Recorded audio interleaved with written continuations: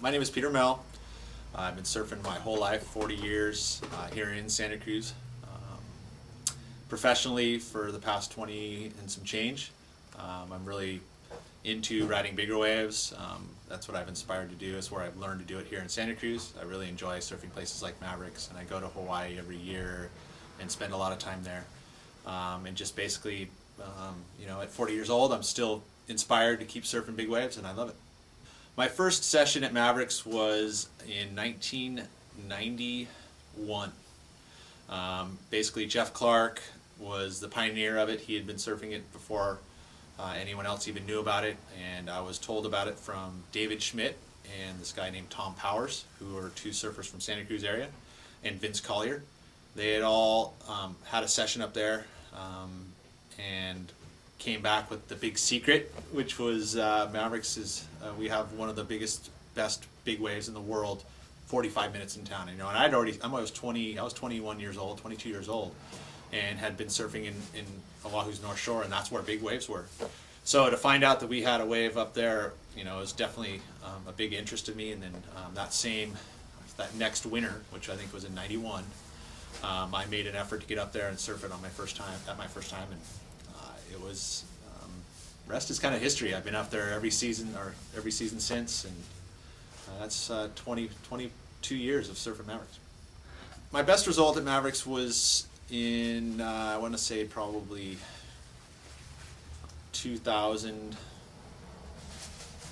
I don't know the exact date. Basically, it was the first Mavericks event they ever had there. I finished third, and it was behind, Daryl Fleet Verasco, who had won it 3 times since that day. Well, one of the main reasons why Mavericks is so special is, first of all, the proximity of the break to, it's a very shallow, but surrounded by very, very deep water. So the wave comes out of the ocean, out of deep water, and it rises really quickly. The difficult part of it is that when you see these sets coming, you have to really hold your ground and stay in a certain spot, because you know that the wave will break there.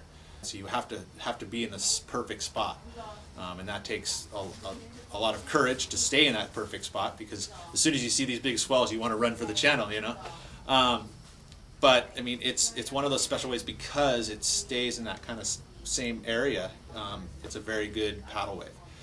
I like to surf all sorts of spots in Santa Cruz. That's one thing. When I was young, I started surfing in Santa Cruz. I lived down in the South County, which is the beach breaks in the South County, and that's where my home was, and I surfed most of that area. As soon as I got my license, I realized that that's what's so special about Santa Cruz is that 45 minutes to the south, 45 minutes to the north, there is hundreds of spots, and they're all different.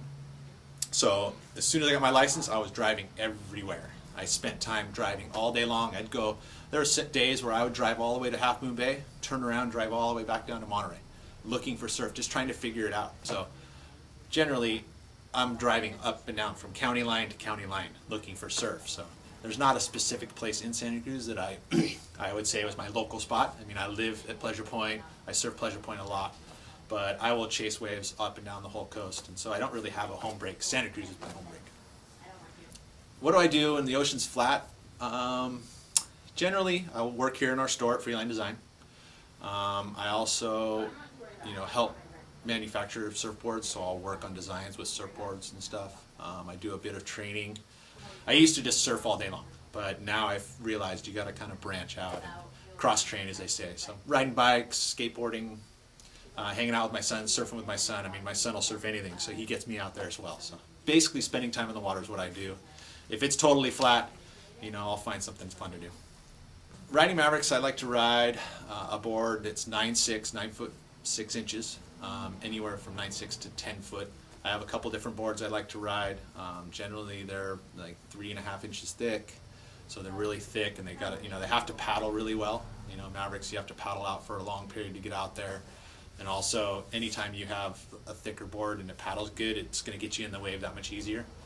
I like to ride 4-fin boards, which are quads, which is a different setup than most people are used to. Most people have 3 fins. I like to use the 4-fin design. Tends to be a little bit faster on the takeoff. It likes to go down the face a little quicker. It also at the bottom of the wave, it'll keep its speed. When you're riding big waves, a lot of times the waves, you got to go straight, and the wave will try to catch up to you, and the forefins tend to go a little bit faster. So that's why I like that design. I've had a few scary experiences at Mavericks.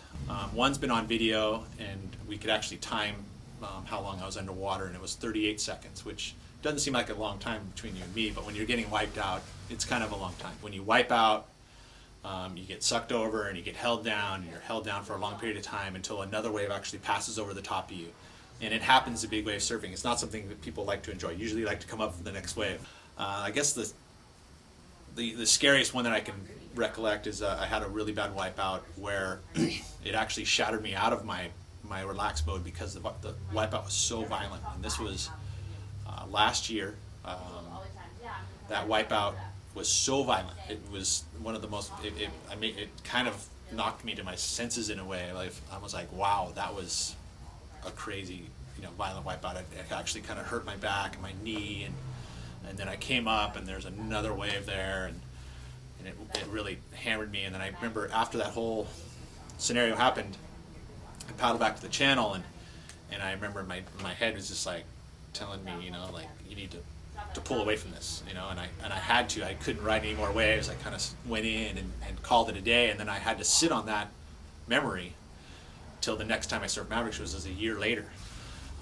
So that would be a scary experience. I try not to hold on to that memory. Winning Mavericks would be a goal that would be fulfilled.